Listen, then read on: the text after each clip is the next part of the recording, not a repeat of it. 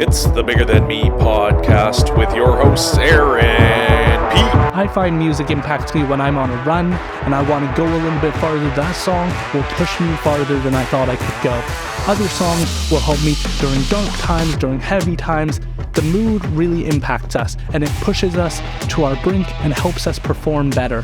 My guest today has done that for me several times. Almost every one of his songs inspires me, makes me think differently, resonates with me in a special way, and I am so pleased to be sitting down with him again today to dive into his latest project, Karma EP. I find him to be super inspiring. I find that his music pushes me and inspires me to do better. It motivates me. I'm so pleased to announce my guest today, Vin Jay. Vin, we are back, round 2. I'm so excited to be sitting down with you today. Would you mind just once again doing a brief introduction for those who might not be acquainted?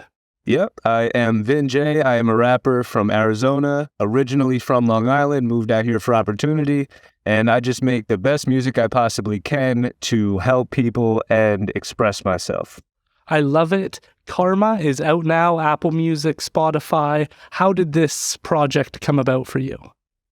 Yeah, so I have 2 albums previously, Prophecy and The Human Experience.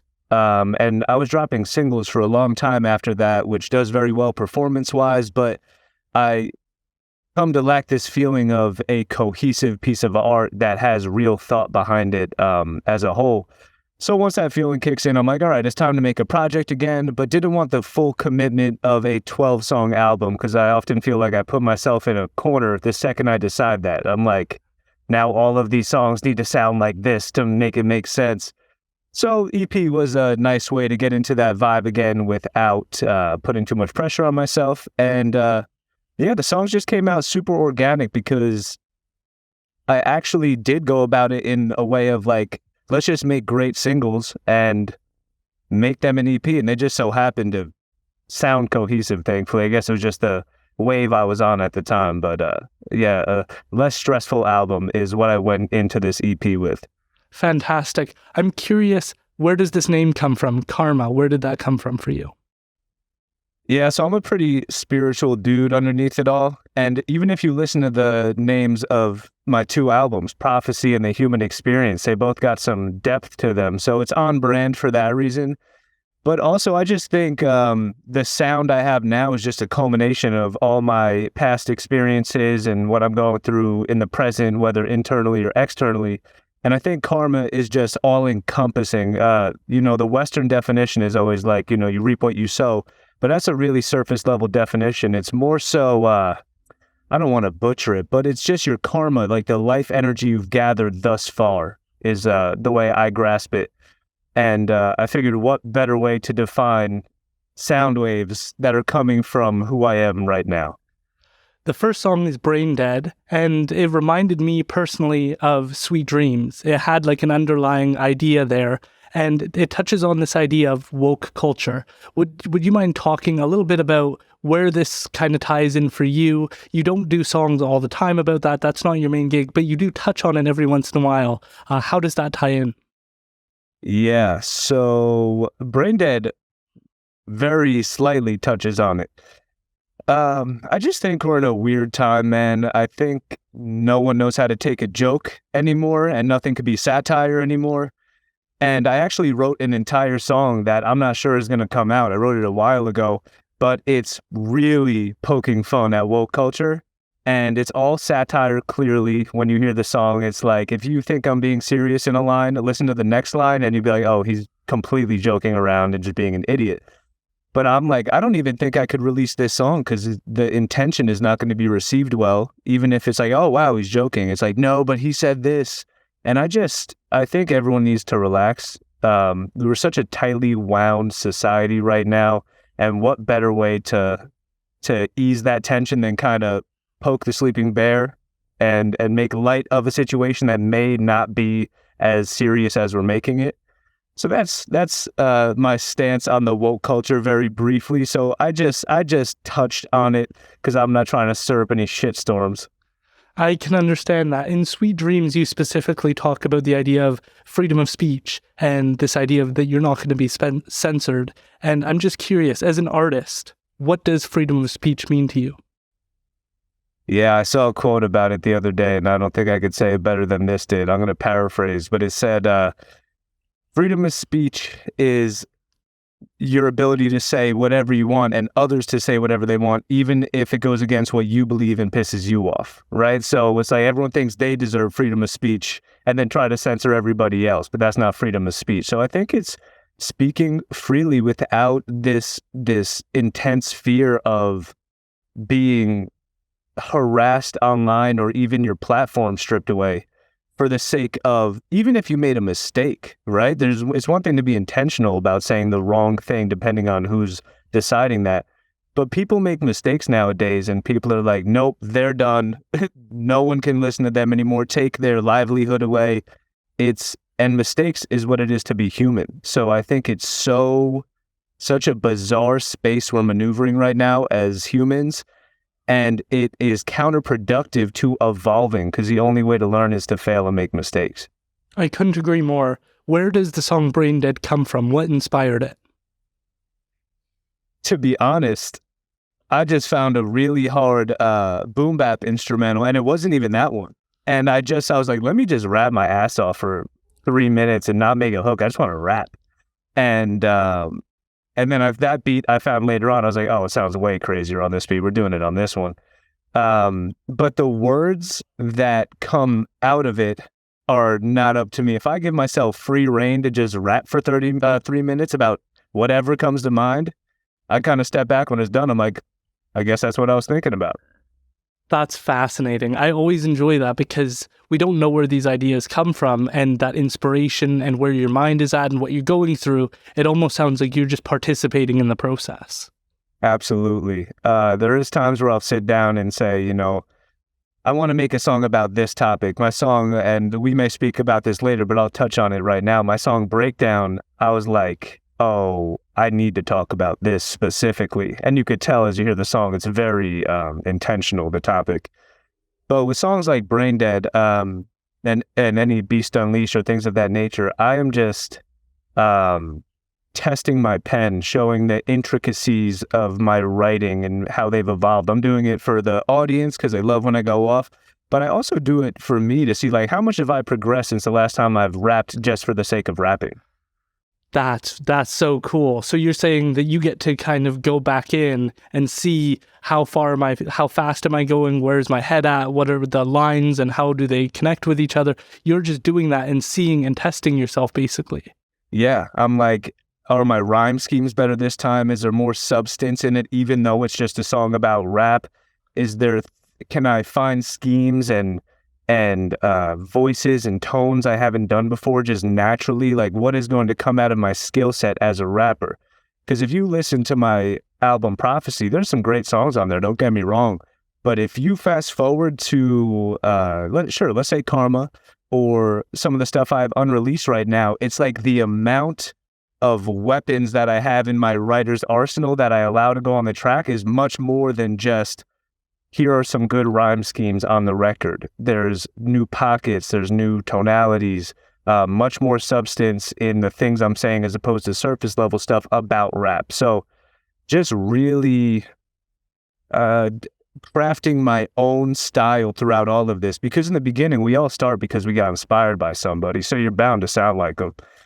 But over time, you get more influences, including yourself and the style you've stumbled upon, and you just delve deeper into that. So every time I make a record like that, it's kind of like, who am I now with the pen? Fair to say that through this process of evolution, you learn more about yourself. Oh my God, absolutely. The music is my journal, and it just so happens that I share my journal with the world, but it's my method of choice. You mentioned Breakdown. In the very beginning of the song, you talk about being abandoned and being independent and the challenges you were going through. Can you elaborate? Yeah, I don't want to air anybody out, but long story short, without getting too deep, when I was young, and this is all reflecting, right? I've coped with all this in my adult years, but I'd like to tap into younger Vin and maybe I could go through what he was feeling with a much broader perspective on the topic and speak on it. So yeah, when I was younger, I went through like a pretty rough breakup. At the same time, my parents had got divorced, so my mom was out of the house. So when I said abandoned, it was a really intense word to describe, I guess, just what I perceived as lost one after the next at the time. So yeah, that term abandoned is kind of like I just lost two people that I cared about. And a connection, it sounds like, just seeing two people on the same page about things. And when you see that dissolve, it shapes. I know my partner, Rebecca, she was impacted a lot. She obviously still has connections with both her parents, but seeing that relationship kind of disintegrate changed her understanding of what a relationship is. Yeah, it shifts the whole dynamic you're operating within, right? You're in the nuclear family unit, and then shit changes, and it's kind of like, we need to maneuver this new space now. And sure, and then, if you're taking it hard, you're going to feel abandoned and put it on yourself and not realize the real reasoning behind adults splitting up and things of that nature and how it could be for the best. But yeah, like I said, I was writing it from the perspective of me when I was 17 years old, as opposed to a 27-year-old adult who understands all of it very fully. Absolutely. Yeah. Rebecca talks about that as well. When we first met, she carried that with her, that somehow when her mom asked her, is it okay if I move out? Is it okay if I do these things? That if she had have said no, she would have changed the whole landscape of what would have, but that's not true. Like, obviously she had already made her decision and was taking steps in that direction, but we can put that weight on ourselves. And in those moments, we don't have the long-term understanding of how complex relationships are and all of that. Yeah, it's tough to see clear when you're going through the storm, right? It's always hindsight that makes it a lot easier. I always say that's why it's so easy to give other people advice. You could be going through shit yourself and someone has a problem. You're like, oh man, what you need to do, I'll tell you right now, you got to do this, that, and the third. And it's easy as hell for us because we're not emotionally affected by it.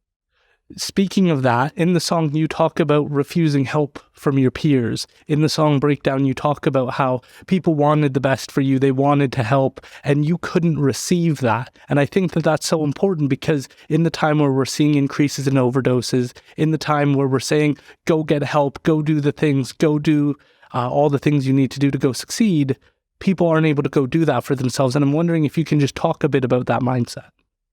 Yeah, I think whether it's from the perspective of me then or me now attempting to help people I care about, you can't want help for someone more than they want it for themselves. It just doesn't work like that. You can't love addiction out of somebody.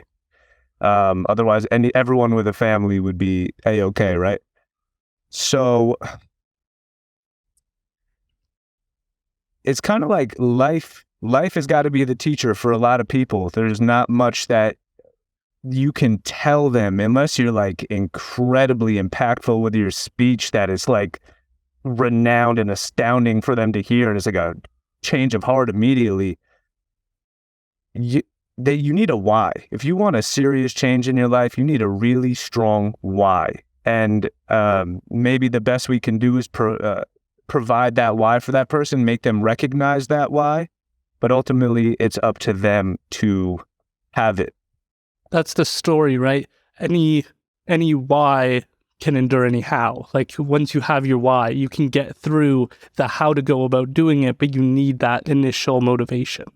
Absolutely. And that can go for something as small of a decision as like losing weight. People can comfortably be 15, 20 pounds overweight. And they're not going to attempt to get in better shape unless they have a really good reason.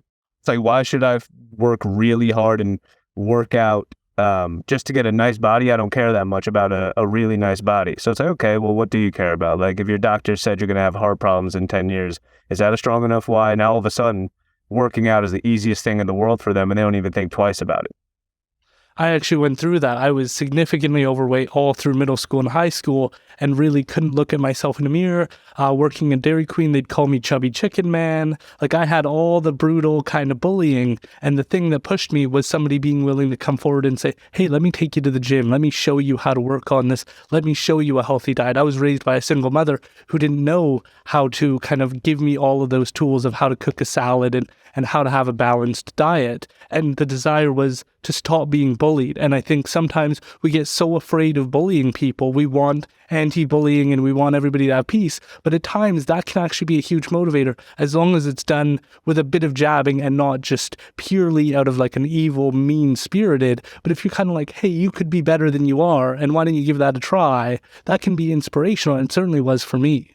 Oh yeah, it really is like the presentation of it.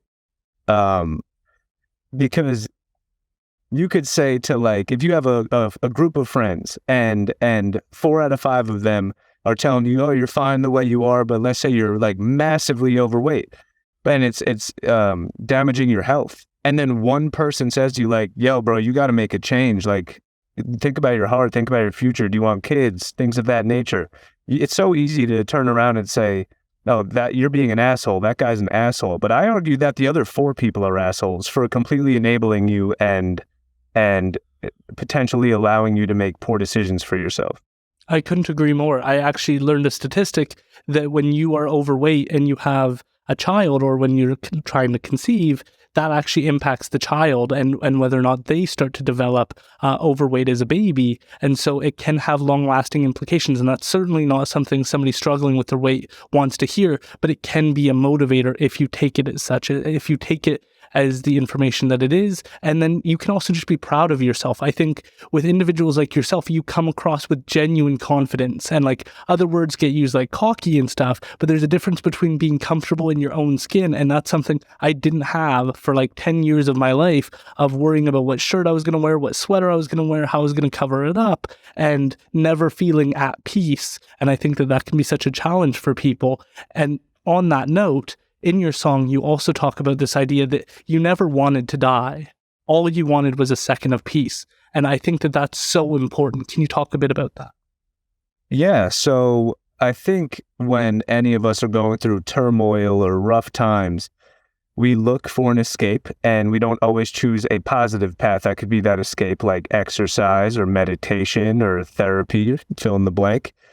And we go to things because they're easier, they're instant gratification, like drugs.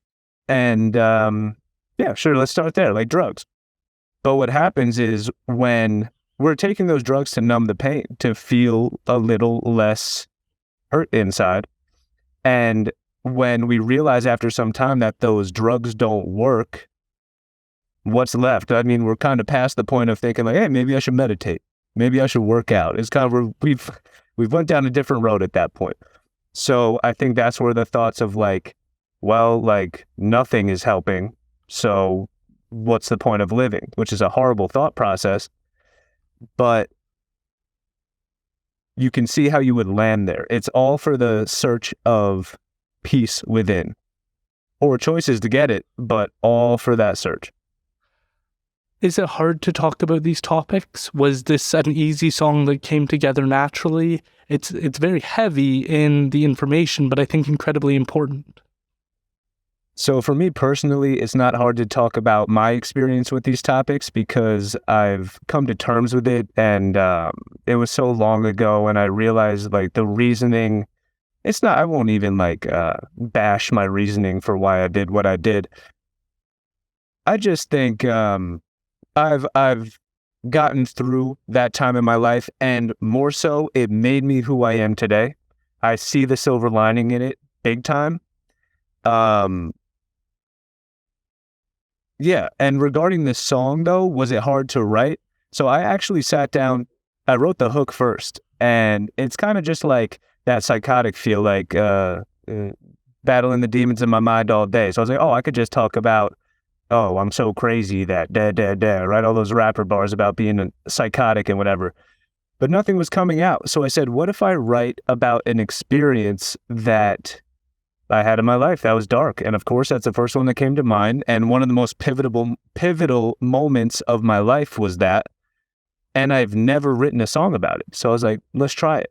And I was attempting to write for hours before that. The second I decided to write about that topic, whole shit poured out in like 2 hours.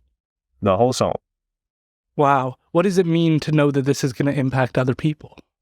Yeah, everything. So I showed my mom the song before it was released, and you could imagine that was tough for her to hear. She didn't even know about that entire scenario. So it was her first time hearing it. And I don't remember exactly what she said, but she was expressing concern, like, do I want to put this out? Like, because it's dark.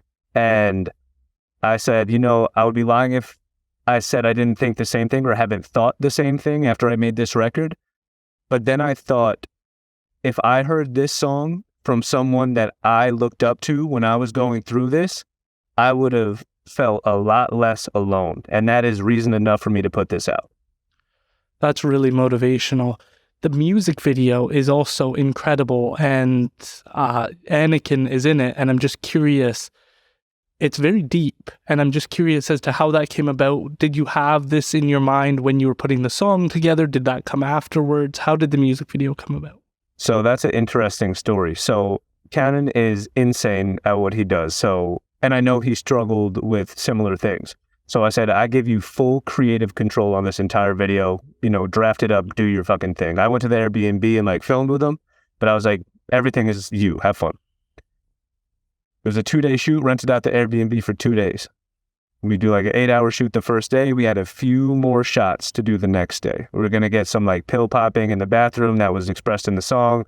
The getting sick on the floor, that was expressed in the song. We were going to get that in the video. I'm going to bed that night after the first day of shooting at my house, not at the Airbnb. They were sleeping at the Airbnb still. I'm about to fall asleep and I sit up, boom, out of almost a dead sleep. And I just said the words, "It's not going to work." And my girlfriend's like, "What?" I was like, "The video's not going to work." She's like, "Why?" I was like, "It's too dark." I was like, it's not visually exactly what happened in my scenario. So that was stressing me out. And I was like, and this is really dark. It was just kind of fear. So I called Cannon right then and there. It was midnight. And I was like, dude, we aren't going to be able to roll with this video. Just pack it up. Don't do tomorrow's shoot. Don't waste any more time there. So I tell him why, da-da-da. He's like, all right, I hear you. We end up shooting an entirely new video a few weeks later with me as the main actor at his house. And we kind of just PG-13'd it a little bit. I got that video back and I was like, this doesn't hit nearly as hard, doesn't pull on the same heartstrings that the first video did with Cannon. So we went back to the original one that is now the official video, but we're literally missing a bunch of scenes for the second half. Wow. Because I second thought it. Are you proud of how it turned out, the final copy? For sure. I can't have regrets now. I kicked myself a little bit. Cannon will tell you, I do this, bro. That is a typical Vin thing to do. I was like, dude, stop listening to me. He's like, what do you want me to do when you call me? I said, just hang up. I appreciate it, though, because you're putting that thought and energy into every piece to make sure that it turns out and make sure that it hits and that it resonates and that it's going to connect with people. Absolutely. What's a little unfortunate about that video is because it's so dark and the acts that take place in the video, YouTube squashed it, the algorithm. There's 2 warnings on it. You have to click through 2 things to get to it. You have to be signed into YouTube to watch it. You have to be 18 and older with a profile that's signed in to watch it. So I think the video I dropped 2 days ago already surpassed it because there's no, precautions on it. But luckily Spotify doesn't do anything like that. So the song was able to get to as many people as I wanted it to for the sake of benefiting people in that place. Fantastic. These Days is the next song on the album. And again, it ties into this idea that we're living in a weird time, and you actually comment on it, calling it a twilight zone. We're in the twilight zone right now. And I'm just wondering how this song came about. Yeah, I think we spoke a little bit about social media on the last podcast we did together. Yeah. And it's just I open my phone and marketing is in my face 24/7, and it's so annoying. It drains my brain. That screenshot you sent me earlier. I feel like it is all so fake. No one can just, and don't get me wrong, I have to play the game as well. I just wish I didn't have to. But no one could just say hey, here's my new music and here's the video we worked really hard on or the audio we worked really hard on. It's to get these social media platforms to even push it to all of your followers or 50% of your followers, it needs to be this immediately engaging skit where now you have to play the role of an actor and a funny guy to get them to even rock with your art. So you're becoming somewhat of a gimmick. and going somewhat off character from who you are just so your music can get heard, which is the most genuine form of yourself. It's an unfortunate truth, but that's like some Trouble in Paradise shit, right? I almost hesitate to complain about that shit because it's like, oh, boo-hoo. The rapper has to make some content to make sure his song gets out. So I see both sides of it. I think it's a challenge, though, because you're kind of morphing yourself into something else in order to deliver the thing that you love. And I do sympathize with that challenge because people are always seeming to be looking for the next thing that's going to take off, the next weird thing you can do, the way you can stand out differently than that other person, rather than just kind of embracing that. And I actually interviewed a Canadian rapper, Quake Matthews, and he does food reviews. And he's like, I like food, I go out to eat, and I just get the opportunity to talk about something else that I enjoy, but I'm not putting on any act, I'm not being anything else, I'm just showing a different side of the person I already am. And I think that that's the landscape you have to kind of navigate. Yeah, it's a completely different job. It's I signed up to be an artist. I didn't sign up. I am an artist. I'm not an influencer. But now all artists have to be influencers as well. And I'll be honest, I think the majority of artists are introverts. So then we have to get in front of a camera, put on this big whatever act for the sake of getting our art out. And it's just weird. It's a new space to maneuver. One of the lines is, instead of watching, try chasing your dream. You're a person who's done that against all odds. We know how challenging the rap industry is. We know that it's one of the most competitive industries. You've chosen to chase your dream despite tons of barriers, despite tons of challenges. And I'm just curious, what do you have to say to people who are just sitting by, watching their life go by and not kind of grabbing that thing they've always wanted to do and chasing it? That's a tough one. Because I know not everyone wants to do what I do or what you do, right? Chase something big. Some people are content having a family, working a decent job, and doing their thing. So I hesitate to tell people what they should be doing, but I think you should be taking steps towards doing whatever it is that makes you happy, and it's sure as shit scrolling on your phone is not that, regardless of what you want. And dropping negative comments and just losing yourself in this alternate realm that is cyberspace and not the physical plane. These days is a really good articulation of kind of where we're at in this weird time. Do you have hope that we're coming out of this? That's all I can have, man. It would be a miserable existence if I didn't have it, you know?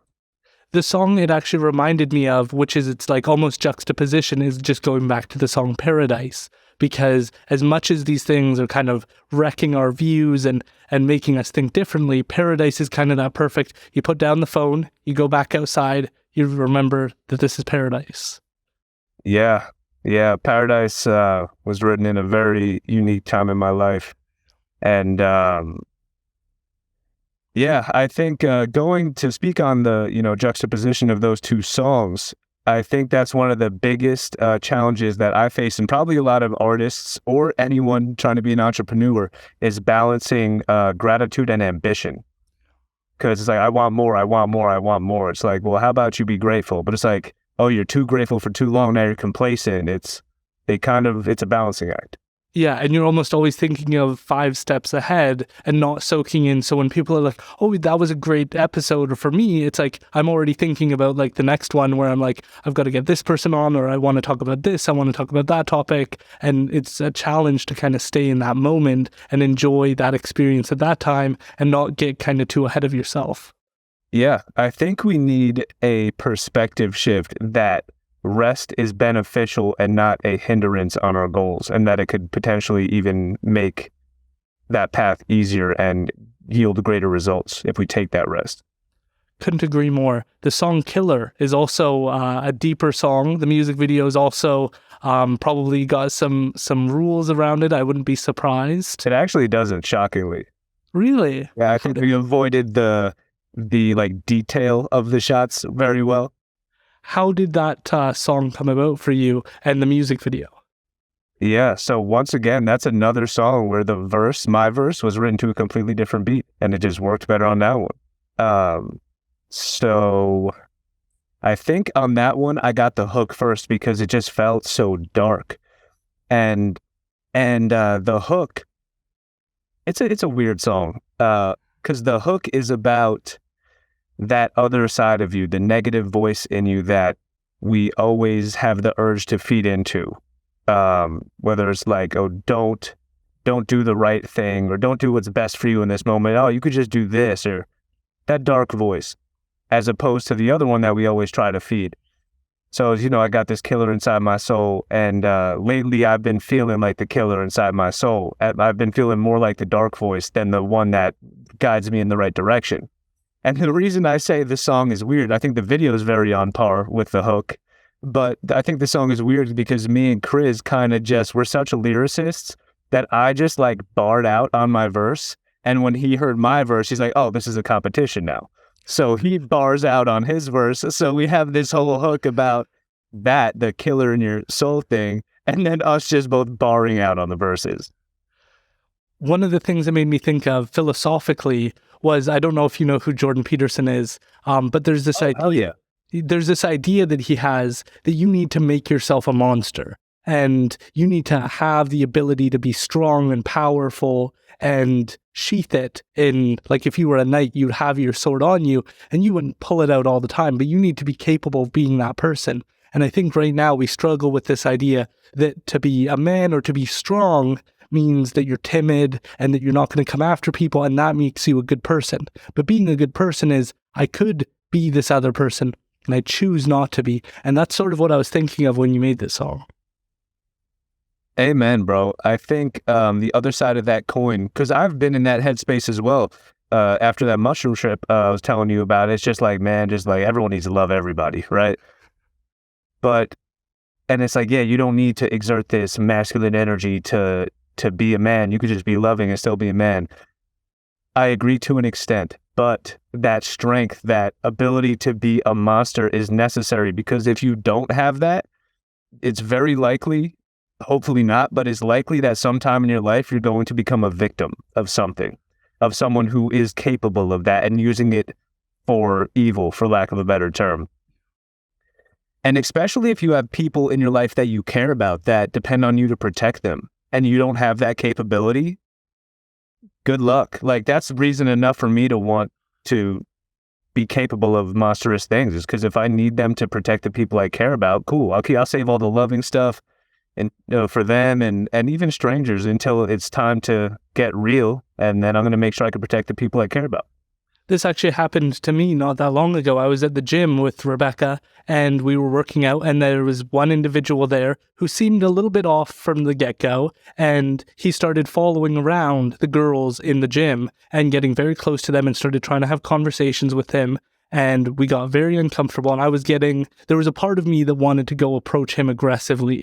But this person had, I would say, like an underlying almost Joker kind of mentality that he's been through this before. You can't be a person like that and not have people come at you with negative energy and start having a negative conversation, and then it escalates from there. And so we ended up going, okay, this isn't the place. So we went downstairs and we just told the staff, hey, just so you're aware, this person's up there. And they were like, he actually has a brain injury, and this is a problem that we've been dealing with for a period of time now. And there's that, like, what do you do when the rubber hits the road? Who are you? Are you going to be the person who stands up, or are you going to be the person who flees? And how do you make the best decision? And you want to be the person who doesn't cower away and go, I'm not going to pay attention to it, I'm going to ignore it. You want to be the person who stands up when it comes down to it.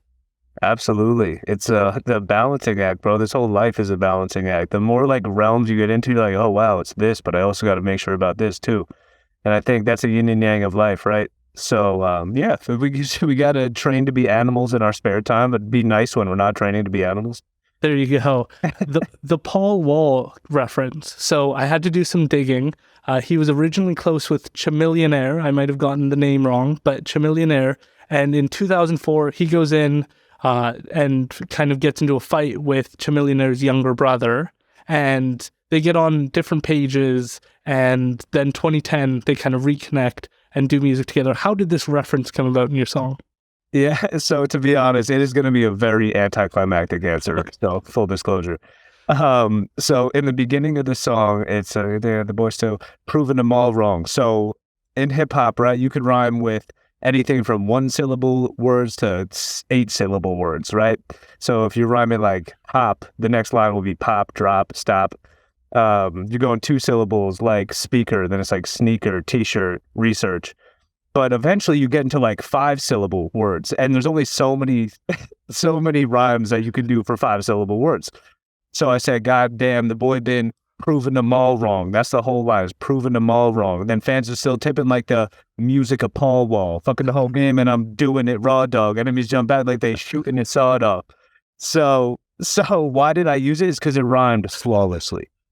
It did seem like the story behind it actually did link up, even if it was unintentional, no? Because Paul Wall went out on his own and did his own thing, and that very much kind of like aligns with my understanding of you, because you're not jumping on every tour now that the world's back open. You are very much like, you're willing to work with others, but you've got your own vision and you're willing to stick to that. Absolutely. I try to take it day by day, and as corny as it sounds, let my soul guide me as to what I want to do right now. Excuse me, I'm drinking these seltzers, killing me. And for the longest time, I didn't want to tour. I just didn't see the need. I was like, I could just make music from my studio at my house and live a super laid back life with my lady and fucking do whatever I want every day, make a song when I want to make a song, and like can't tell me shit. It's like summer vacation every day. So it's like, oh no, let's go on the road for 30 days and live in a van. It's like, how about no? But as of recently, I went to a Red Hot Chili Peppers concert last night, actually.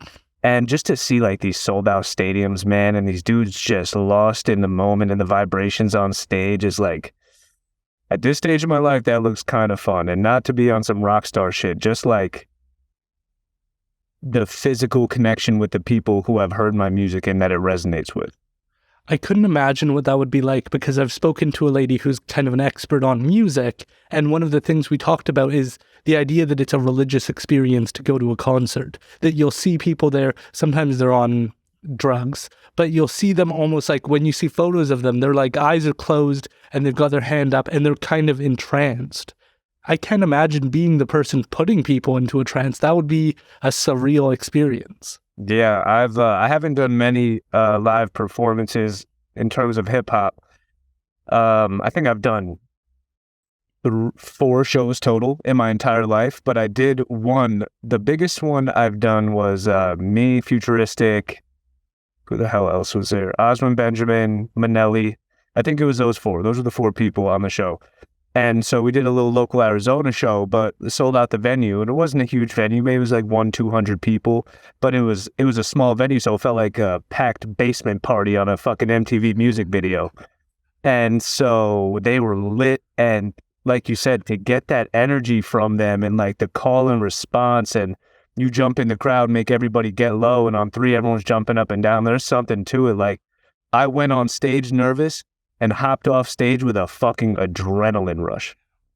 Yeah, I can't imagine, because you also get to see people know your lyrics as well as you know your lyrics, and seeing them connect with certain parts like that just seems like an incomprehensible experience. Yeah, that was the first show that happened to me, and I was thrown off. I was just like, I'm going to go on stage, I'm going to perform my songs, we're going to have a good time.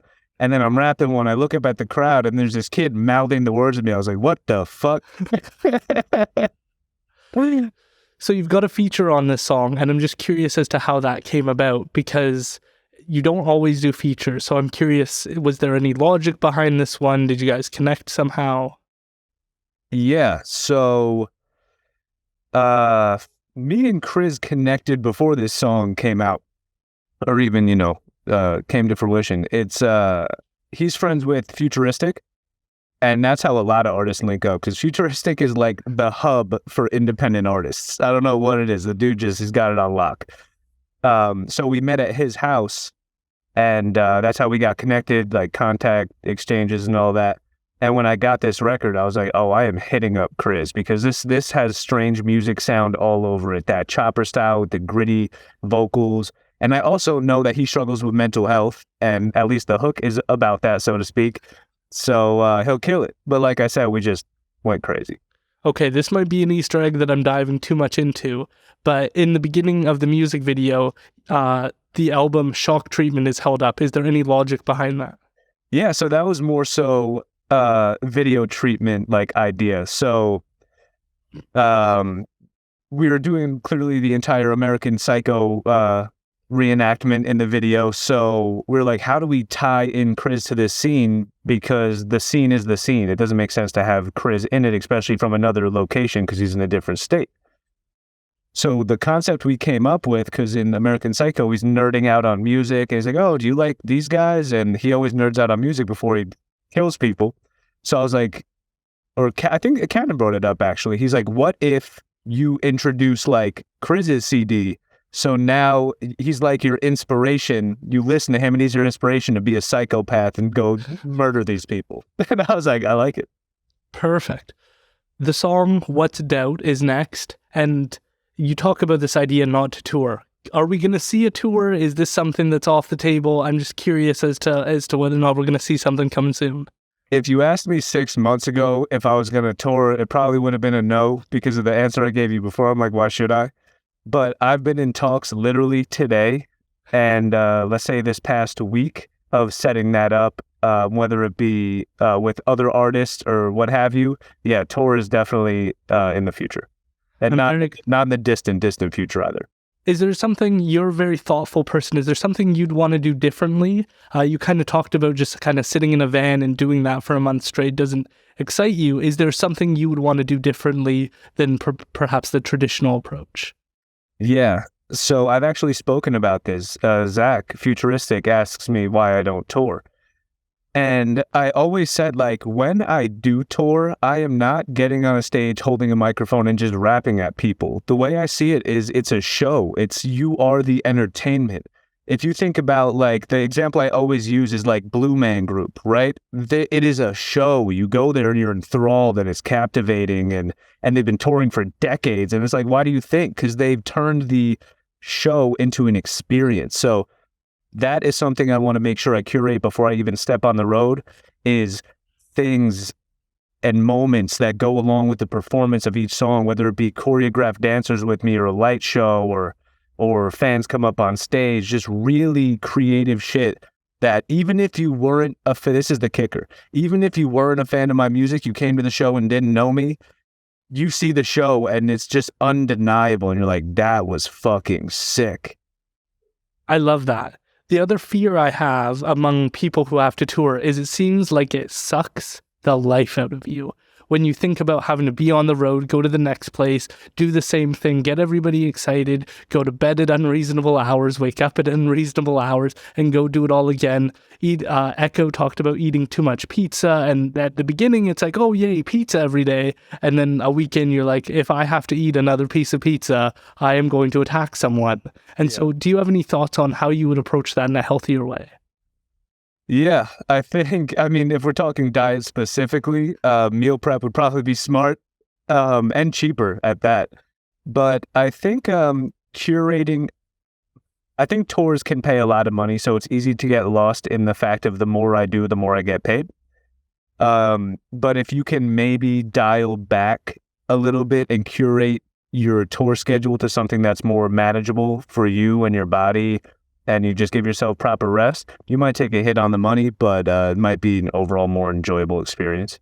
Well, I'm just going to quietly pray that you come to British Columbia. Your next song is What's Doubt? And I just want to talk about the song a little bit more because you have the song Doubt in the human experience, and then you have the song What's Doubt? Was there any logic in how they kind of connect? So I typically get the names of my songs for what's repeated in the hook, right? So I was hesitant to make it What's Doubt because I have the song Doubt. But it's kind of just like, it was a braggadocious record of like, look at what I'm doing, like, what's doubt? Like, look what I did, look what I did, look what I did, what's doubt? Like, why should I doubt when I reflect on everything that I've achieved when all these people told me I couldn't do this shit and continue to? So it's just, these braggadocious records are so funny because I go in these peaks and valleys in my regular life of self-crippling doubt to like, then I rise out of the ashes and make King of the Jungle, but it's only because I was feeling that crippling doubt for so long that it's like, no, fuck you. And it's like a fuck you to myself of the half of me that is so doubting. So this battle. I loved the design of it because it may have not been intentional, but this feeling in the beginning of doubt, talking about how other people are going to make comments, they're going to question you, they're going to say, are you on the wrong path? Should you be doing this? Does this make sense? Maybe keep your day job, don't go too quickly. And then hitting this point where it's like, no, that's just crazy talk. Like there's a point in your life where you're going to hear it and you're going to be like, oh, like I'm a little nervous, hands are sweaty. But at a certain point, once you make it, once you start to see the yields of your efforts, then you start to go, no, this was crazy the whole time. And to even consider listening to these people is just silliness. Yeah, that's a good point, because in Doubt, the song Doubt, I touch on all those people who do act like that. And What's Doubt is kind of more like the fruits of my labor from not listening to that. So I could see how there is some sort of connection between those two. That's certainly what I got out of it. I'm going to take credit for it. Do it. I also have to ask, I sat down with NK47 not too long ago, and we talked about Coward. And I'm just curious as to how that song impacted you, what it was like to collab. Yeah, that was a cool one. Me and NK have been trying to get a record in for... He got on a record for me in 2020, and I was like, cool, I owe you one, right?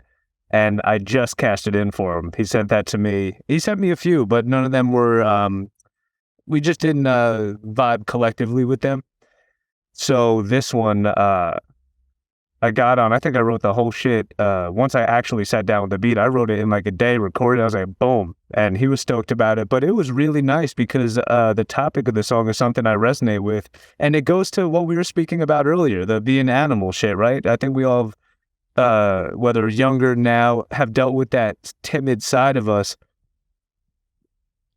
And I think I'm in a place now that it's kind of like I've dealt with that part of me, and I have worked on crafting a more intense side of me as well. So I wanted to structure my verse like that, where it starts in the timid aspect and ends on the other end of it, because it starts like, he says, I'm not afraid anymore in the hook. And I said, I used to be afraid, now I'm terrified. And then it's like, oh, so I'm in this dark place. But then you hear me climb out of the darkness throughout the entire verse. Yeah. And then at the end, I kind of say, I don't remember what I say, but I know it ends with bitch. So I probably said something awesome. You have this line in there, till I pass away, I plan to master pain. And I think that just goes to that point of we spend so much trying to avoid bad things happening to us.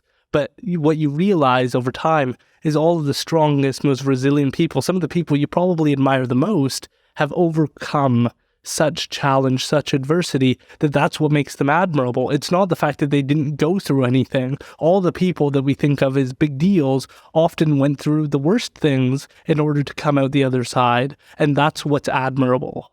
Yeah, and I think, like I said earlier, that's tough to see when you're going through it. But I think that's why, like, implementing suffering, like intentional suffering into your day-to-day, like rigorous exercise or let's say cold plunges, right? Things that are intentional suffering that you know have positive benefits are a really good method to help you maneuver those times that may be hard and cause actual suffering in you, because it's not like every other day before that suffering, hey, you're living some cushy, comfortable life. You kind of have put yourself in the fire several times, so your brain is cut out for it, and it helps you maneuver those times a little better when they do hit. Absolutely. Showing everybody who's ridiculed what a kid will do when he's got a mic and he's been abused is probably one of my favorite lines, because I was doubted as a kid growing up, and to be able to see the journey that I've been on, but it kind of goes to that same point of being willing to see what you're capable of, like beyond anybody else's recognition or comments. It's worthwhile to see what you're capable of. And I loved how you started this kind of conversation with you go into the studio and you start to make a song and start to see where you're at, what your capabilities are. And I just think that's so motivational. Yeah, absolutely, man. I think the pain and the rough things we go through can be some of the best shit that ever happens to us if we have the ability to transmute it. But you gotta really look at it from a third person perspective and say, how can I transmute this pain into something that can benefit me?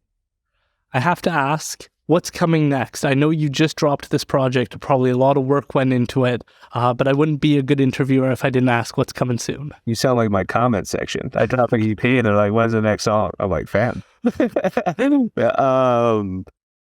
Yeah, what is next? So I will say this. I have a lot of music, even though it just dropped.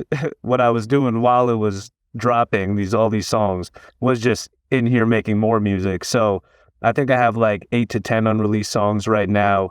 I'm not dropping another album right now. I'll probably drop singles every 2 weeks or so, but I got to let the EP breathe for like a month and a half, 2 months maybe. And then I'm going to start unleashing these singles and potentially touring. And what the hell else was I going to say? Yeah, we'll leave it at that because I don't remember what I was going to say. Well, I'm super excited. I really appreciate this album. I appreciate the thought that you put into each song. Can you tell people how they can connect with you, your website, Spotify, Apple Music? Yep, so you can find me on Spotify and Apple Music. Just type in Vin Jay, VIN space JAY. Instagram and Twitter are at RealVinJ. Same with Facebook. TikTok is the only one that's different. It's Real Vin Jay Music. And my website is youngestprophet.com. That's where you can get all my merch, albums, the EP. You can get autographs on everything for free if you like. And yeah, man, I think that's it. I have one more important question. It's the most important question I'm going to ask today. Where do rap handles come from? Because my producer Tim has been asking me. He wants to know. I don't have the answer. Do you know where rap handles come from? Why people don't just go by their name as standard? Oh, got you. That's a good question. Maybe because rap, right? Hip hop. It's about being like hip to what's going on and cool and just like.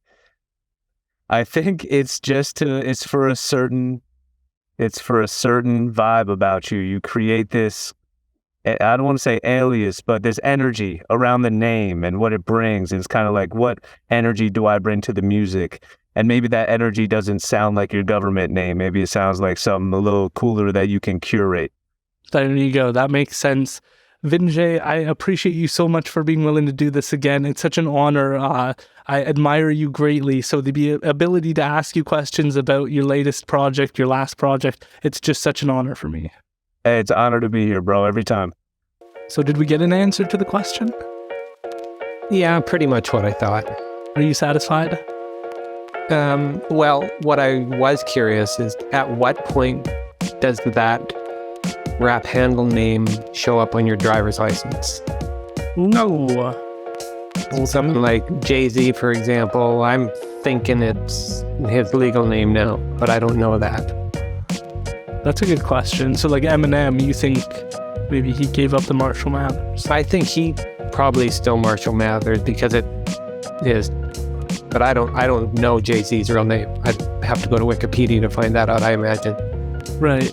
Beyonce. But Vin Jay, for example, his real name came up on the Zoom window in our podcast here. Yeah. So I thought that was interesting. And so you see that there's like more of a connection where maybe some names it's just kind of super far from. I don't know. I'm just speculating. I could use one. That kind of, like at my alter ego. Let's name you right now. I had a math teacher in high school and super inspirational guy, but he switched my name to Sweet Pete McTreat. What do you think? Done. Yeah. Sweet Pete? Sweet Pete McTreat, yeah. Sweet Pete McTreat. Yeah, I like it. It seems humble, thoughtful. Yeah, and I didn't know that you worked at Dairy Queen. It goes with the Dairy Queen job. Wow, there you go. I didn't think of that either. Yep. I mean, it's a McDonald's, the McTreat, right? Kind of our competition. Yeah. So I did see a blank look on your face when Vin Jay mentioned Blue Man Group. Okay, so I understand that they're Blue Men.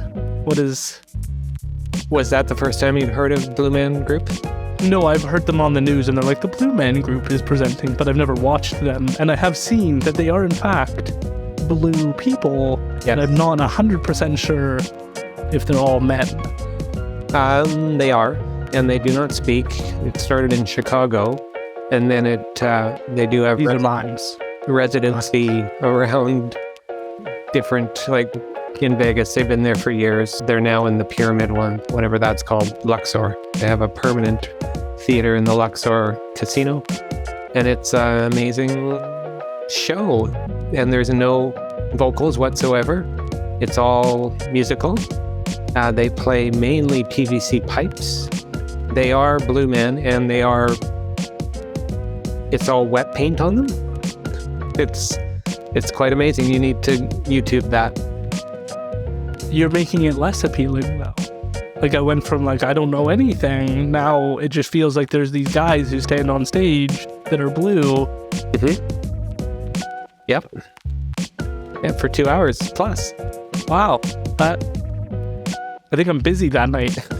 You've got some homework to do before the next recording to come back and tell me what you think of Blue Man Group. Can we make a new rule though? When you are off camera, like other people can't see you, but I can still see you out of it, and you're going like this, I'm very concerned that something has gone horribly wrong. And then I started getting a little bit distracted because you were like, and I just got more and more nervous about something going horribly wrong. Oh, okay. So you actually see me in camera 13 there. Interesting. Correct. Yeah. So when you're like, you look like you want to say something and you look a little like you're holding back, but I'm in the middle of an interview and I'm just wondering. No, so what I'm going to do is I'm going to remove that little video. No. It actually helps to have like an audience and to know what your reaction is. But when your reaction is like, it just seems like you're a little bit frustrated or something. Well, there was one. Did you get my message just below the timer? I didn't. I was actually reading the other, like I was planning. So what was the message? And then I think that I moved it. Here, I'll put it on screen so you can read it. Well, we're not going to tell the audience at home? Well, you can read what it says. Okay. Your knee bounce is strong today. See if you can slow it down. It was going psycho. Okay. Where your mic is starting to bop a bit, and I think it was you talking to a hero mode. Yes, that is how I get when I'm talking to Vin Jay. I get nervous. I was worried that it was my stomach growling that was showing up. No. And that's why you were sitting like this, is because you were like, did he not eat today? I don't like to eat prior to an interview because I feel like it slows me down a little bit. And I get a little like, not like sleepy, but I just get a little bit like less sharp. And so I don't eat. And then we were all the way good. And then we started recording. And then I started to hear grumbling. I know this is a little long for the post-game show here, but can we talk about you rolling in here with 8 minutes to go? I mean, you know why. It's fair enough. I won't throw it. I felt like it was bold because this problem happened the last time. And I felt fresh. I felt ready to go. But I could hear it on my drive over. I was like, I'm gonna get it a second time. Went in, told Rebecca, I was like, this just seems to be like a theme. And it seems like a risk taker. And I think it was like 10 minutes, but you know, whatever. Yeah, that's, I mean, 8 minutes, little, just kind of trying to call me out, whatever. Little slim for my liking. But you don't think we've built up like enough trust? I feel like in those early days, there was like a little bit of like, who is this guy? What's he doing here? No, it's not that I don't trust you. It's that I need to check that your audio is at the right level, that you're in focus, and just the general thing. Plus, the setup of the studio was a completely different setup all weekend, and it just means that I want to make sure everything is working. Everything's working great. We got through it. I promise to be here earlier next time. Attaboy. Coax your woes. Perfect. Till next time, make sure that you go subscribe on Substack. Check out our website. We got a sponsorship section. We got an about section. We got some photos of Tim. They all look fantastic. Make sure that you rate the podcast. It always helps. And make sure you go check out Vin Jay's music, because I'm a huge fan, and you will be too once you listen to some of his music, because he's a mensch.